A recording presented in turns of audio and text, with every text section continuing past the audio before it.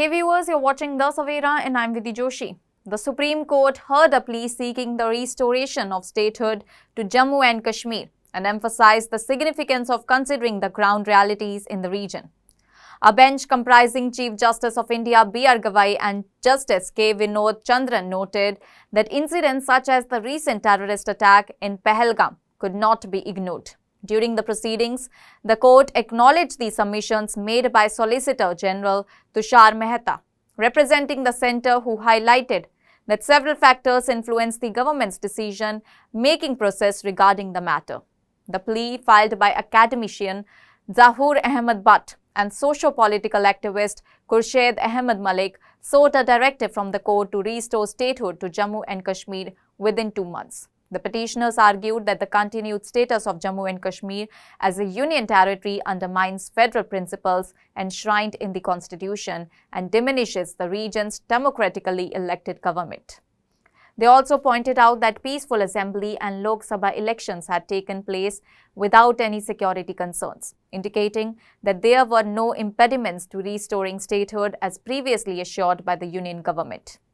Senior advocate Gopal Sankanarayanan, representing the petitioners, reminded the court of its December 2023 verdict, which upheld the abrogation of Article 370, revoking Jammu and Kashmir's special status. In that judgment, the court had refrained from ruling on the constitutionality of the Jammu and Kashmir Reorganization Act, relying on the Solicitor General's assurance that statehood would be restored at the earliest following the elections.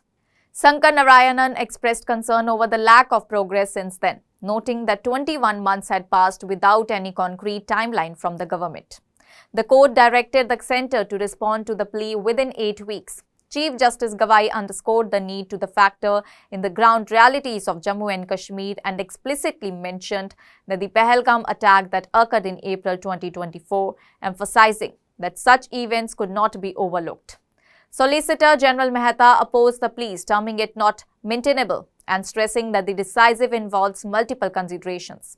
He noted that the elections had already been conducted and cautioned against muddying the waters at this stage, suggesting the matter be revisited after 8 weeks. The Pahalgam attack referenced during the hearing involved terrorists who killed 25 tourists and a pony operator in April 2024. The assailants, affiliated with the Pakistan-based Lashkar-e-Toiba, was subsequently killed by security forces in July during operation in the Dachigam forest. Following the attack, India launched Operation Sindoor in May 2024, targeting terrorist camps in Pakistan and Pakistan-occupied Kashmir, resulting in significant casualties and a brief period of heightened military conflict between India and Pakistan. The court also noted requests from other advocates, including Manika Guruswamy, who urged for a separate bench to handle all the related matters comprehensively and called for the practical implementation of the centre's assurances. Meanwhile, the formation of a National Congress Alliance government led by Omar Abdullah as Chief Minister following Assembly elections held between September and October 2024 has renewed political expectations about the restoration of statehood. Omar Abdullah himself recently expressed optimism about positive developments in Parliament's monsoon session and urged political parties to press the centre to legislate on restoring Jammu and Kashmir's statehood. The Supreme Court's ongoing deliberations highlight the delicate balance between constitutional assurances, political realities and security concerns in Jammu and Kashmir.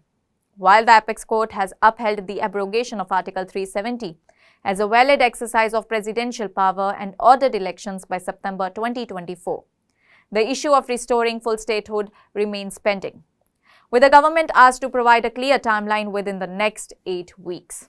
That's all for now. Stay tuned to the Savera for more updates. Do like, comment and subscribe to the channel.